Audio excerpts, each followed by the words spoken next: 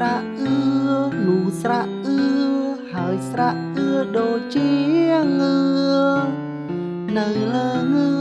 នៅលើងើមានស្រៈនៅក្រោមងើក៏ស្រៈដែរយេ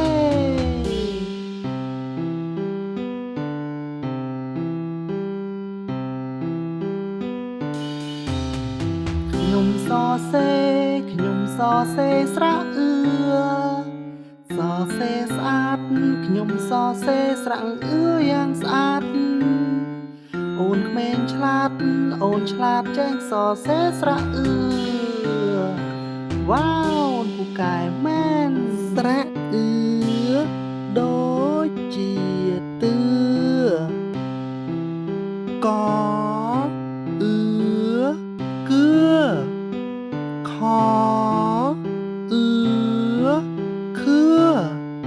ចជឿឆ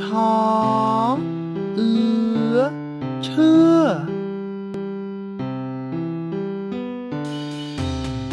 តោះយើងរៀនស្រៈនេះស្រៈនោះស្រៈហើយស្រៈដូចជាងើនៅលើងើនៅលើងើមានស្រៈនៅក្រោមងើក៏ស្រៈដែរយេ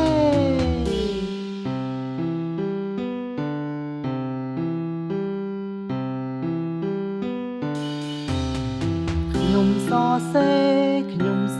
រស្រៈសរសេរស្អាតខ្ញុំសរសេរស្រៈយ៉ាងស្អាតអូនក្មេងឆ្លាតអូនឆ្លាតចេះសរសេរស្រៈ